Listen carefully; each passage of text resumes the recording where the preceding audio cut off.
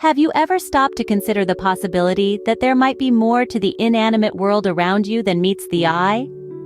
What if the stones underfoot, the trees towering above, or even the dust particles floating in the sunlight, all possessed an inherent Buddha nature? A notion that might seem perplexing, even outrageous, but delve into the annals of 7th and 8th century Chinese Buddhist exegesis and discover a doctrine that proposed just that, the Buddha nature of the insentient. This doctrine, known as BNI, suggested that not only sentient beings but also plants, stones, and dust particles, essentially all insentient objects, carry within them the inherent nature of Buddhahood. At a glance, this might be seen as a reflection of the Mahayana teaching of non-duality, which asserts that everything, being dependently originated and devoid of a self-nature, is inherently pure, empty, and quiescent.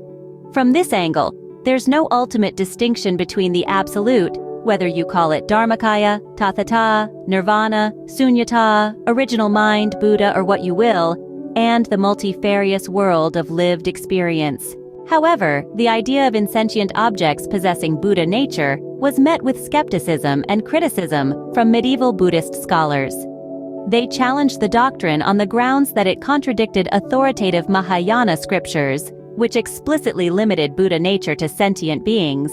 Furthermore, there were no scriptural precedents for insentient objects achieving Bodhi, nor had anyone ever witnessed such a phenomenon. In defense, BNI proponents appealed to the doctrines of skillful means and the division of teachings, dismissing contradictory scriptural passages as provisional teachings for those of limited capacity. Although the debate was hotly contested throughout the medieval period, by the Sung dynasty, the BNI doctrine had gained widespread acceptance among Tiantai and Chan circles.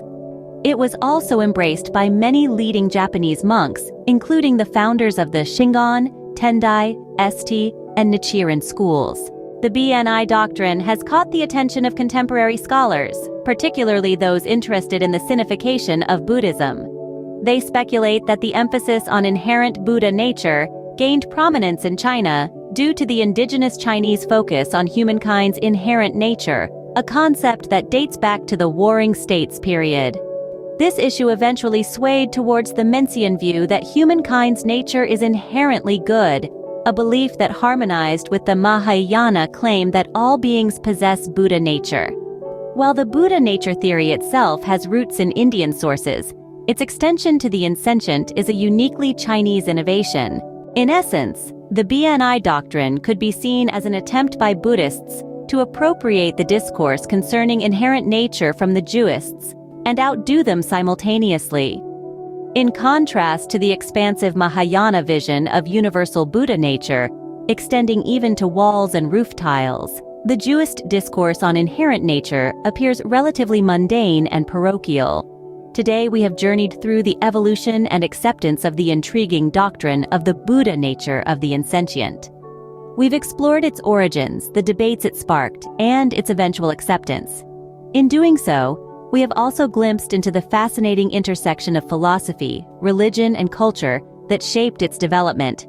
So, the next time you walk past a tree or pick up a stone, remember there might just be more than meets the eye.